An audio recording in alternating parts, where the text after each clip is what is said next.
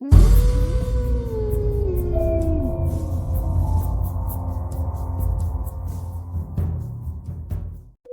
कहानी के लेखक है संजय कामले। दूर सुनसान और झाड़ियों से घिरे इलाके के बीच बसे उस घर के बाहर एक अजीब सी खामोशी छाई हुई थी। रात का वक्त होने की वजह से पूरा इलाका किसी मुर्दा इंसान की तरह बिल्कुल बेजान और काफी खौफनाक लग रहा था। तभी धीमी हवाएं चलने लगी और इतनी देर से बेजान नजर आ रहा वो इलाका किसी शैतानी आहट से थर्रा उठा। पेड़ों के पत्तों की सरसराहट सुनाई देने लगी। इतने में उस सुनसान इलाके में बसे उस घर का दरवाजा धीरे धीरे खुलता दिखाई देने लगा। उस गहरे सन्नाटे में दरवाजा खुलने की आवाज घूमने लगी। उस आधे खुले दरवाजे से कोई चलता हुआ बाहर निकलने लगा। अंधेरा काफी होने की वजह से कुछ साफ नजर तो नहीं आ रहा था, पर देखकर तो लग रहा था कि 7-8 साल का कोई छोटा बच्चा होगा। बाहर निकलकर धीरे धीरे चलता हुआ वो उसी घर के पीछे की ओर फैले जंगल की तरफ जाने लगा। वो इस तरह से जा रहा था मानो कोई अनजान ताकत उसे अपनी तरफ खींच रही थी। उस जंगल के संकरे रास्ते पर बिखरे पेड़ों के सूखे पत्तों पर पैर पड़ते ही पत्तों के मसलने की और टहनियों के चटकने की आवाज सन्नाटे को और खौफनाक बना रही थी। कुछ दूर जाने के बाद वो एक जगह रुक गया। आसपास कुछ पेड़ थे जिनकी टहनियां आपस में लिपटी हुई थी। वह सामने एक जगह पर अपनी नजरें गड़ाए देखने लगा। जंगल के काले अंधेरे में उसकी नजरों ने कुछ डरावना देख लिया था। वो मुड़कर भागने वाला था, पर उसके पैर जैसे जमीन में धंस चुके थे। उसने नीचे अपने पैरों की तरफ देखा तो उसकी आंखें फटी की फटी रह गई। वह एकदम से उस झाड़ियों से घिरी जमीन पर गिर पड़ा।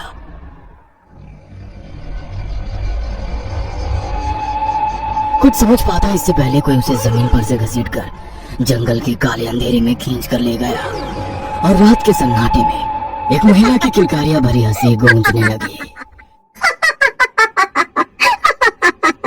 कुछ महीनों बाद दोपहर के समय एक कार शहर की आवाजाही से गुजरते हुए पास ही के गांव की तरफ जा रही थी।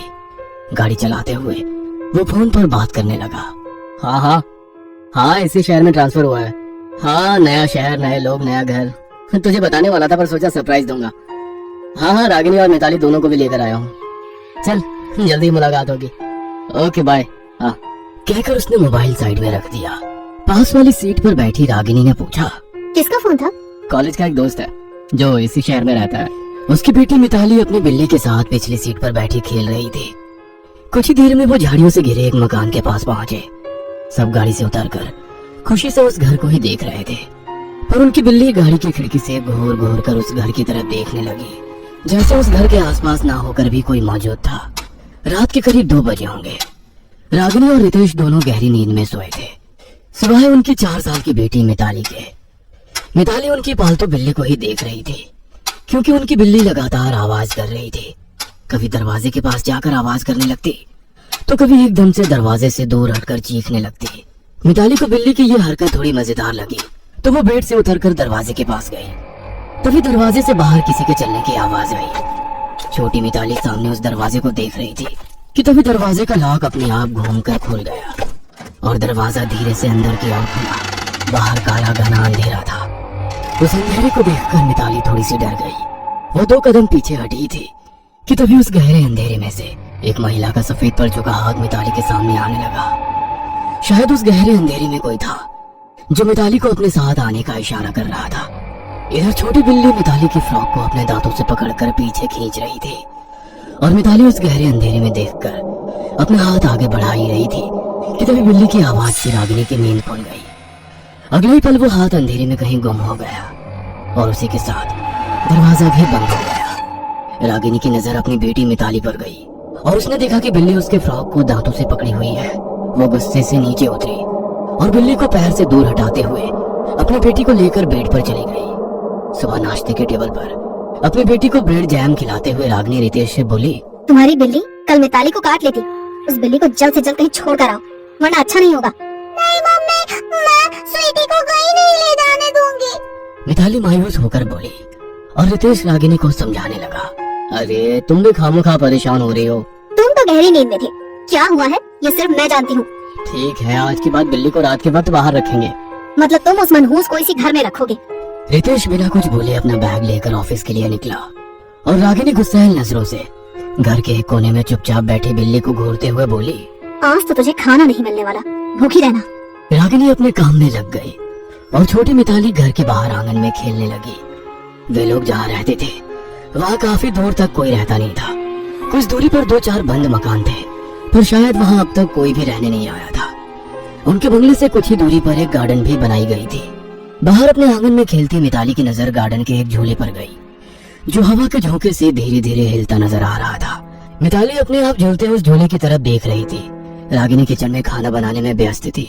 उनकी पालतू बिल्ली आवाज करते हुए रागिनी के पैरों से खेल रही थी। शायद उसे भूख लगी थी, पर रागिनी अभी भी उस पर गुस्सा थी। पर आखिरकार रागिनी ने बिल्ली को कुछ खाने को दिया, पर बिल्ली एकदम से चुप हो गई और गर्दन घुमाकर दरवाजे की तरफ देखने लगी। अब क्या हुआ? नखरे मत करो, खा लो वरना वो भी नहीं मिलेगा। रागिनी आगे कुछ बोलती कि तभी बिल्ली तेजी से दरवाजे से बाहर दौड़ पड़ी। रागिनी हैरान नजरों से उसे देखती रह गई। रात के 10 बजने को थे। मिताली बेड पर आराम से सो रही थी। उसके बगल में रितेश लैपटॉप पर काम कर रहा था और रागिनी आईने के सामने अपने बाल बनाते हुए बोली, मैं कुछ नहीं जानती, कल के कल इस मनहूस को कहीं दूर छोड़ देना। आज मैं वक्त पर ना पहुंचती तो पता नहीं क्या हो जाता। अरे तुम भी ना, बच्चे धूप में खेलते हैं, उसी वजह से मिताली को चक्कर आ गया और बेहोश हो गई होगी। तो ये तुम्हारी बिल्ली वहाँ जोर जोर से क्यों चीख रही थी? मैं कुछ नहीं जानती, कल इसका चेहरा मुझे नहीं देखना। इतना कहकर वो मिताली के पास जाकर बेड पर लेट गई और रितेश कोने में बैठी अपनी बिल्ली को देखता रह गया। रितेश बाइक से ऑफिस के लिए निकला। कुछ दूरी पर सड़क किनारे रुककर हैंडल से अटकी थैली निकालकर हाथ में ले ली। वो बिल्ली छोटी सी थी जब उसे लेकर आया था, पर आज उसे छोड़ने आया था। उसे बुरा तो बहुत लग रहा था, पर अपनी छोटी बच्ची की वजह से उसे ये करना पड़ रहा था। उसने थैली जमीन पर रखकर खोल दी और अगले ही पल तेजी से उसकी बिल्ली झाड़ियों की तरफ दौड़ गई। दोपहर का वक्त था। रागिनी टीवी देखते सोफे पर ही उसकी आंख लग गई थी। वहीं रागिनी के बगल में अपनी छोटी गुड़िया के साथ खेलती मिताली की नजर एकदम से ऊपर दूसरे माले पर खत्म होती सीढ़ियों पर गई। ऊपर अंधेरा था, पर उस अंधेरे में भी एक धुंधली सी सफेद परछाई नजर आ रही थी और सब जैसे एकदम से शांत हो गया। मिताली, एक औरत की सुरीली आवाज ने मिताली का ध्यान खींच लिया। उस धुंधली परछाई को देखकर मिताली मुस्कुराई और सीढ़ियों की तरफ चलने लगी। मिताली अब सीढ़ियों के पास खड़ी ऊपर देखने लगी। सीढ़ियों के ऊपरी छोर पर खड़ी वो परछाई अब थोड़ी साफ नजर आ रही थी। वो एक औरत थी जो नीचे मिताली की तरफ बाहों फैलाई मुस्कुरा रही थी। उसके बाल हवा में लहरा रहे थे। माथे पर बड़ा सा लाल कुमकुम का टीका उसके सफेद पड़े चेहरे पर काफी डरावना लग रहा था। उसकी सफेद साड़ी का पल्लू लहराता हुआ पिछली खिड़की से बाहर जा रहा था।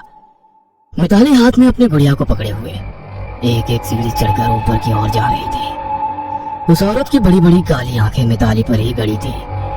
वह कुछ ही सीढ़ियां चढ़ी थी कि तभी उसे अपनी माँ रागिनी की आवाज आई। मिताली, ऊपर कहाँ जा रही हो? वो बुला रही है। कौन? वो।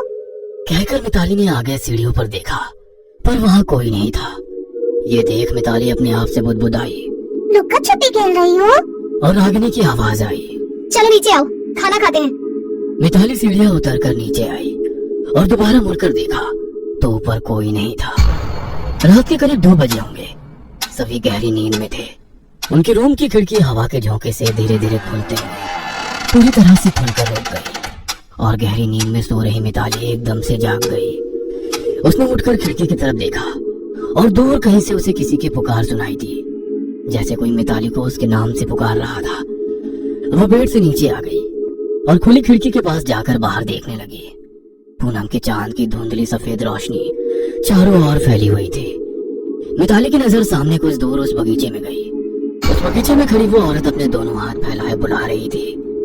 उसके सांवले चेहरे पर अजीब सी हंसी छाई थी। हाथ फैलाए मिताली को बुलाते हुए वह धीरे धीरे पीछे की तरफ सरकने लगी और सरकते हुए उस झूले पर जाकर बैठ गई। अब धीरे धीरे झोंके लेकर उसने दोबारा मिताली को आवाज लगाई। मिताली ने अपने रूम के दरवाजे की तरफ देखा तो वो आधा खुला हुआ था और दरवाजे के बाहर फैले घोप अंधेरे में वही औरत खड़ी थी जो उस बगीचे में झूले पर बैठी हुई थी। मासूम मिताली को ये सब टीवी सीरियल में दिखने वाले जादू की तरह लग रहा था। वह कदम बढ़ाते हुए दरवाजे से बाहर उस घोप अंधेरे की ओर चलने लगी और पीछे वो दरवाजा धीरे धीरे अपने आप बंद हो गया।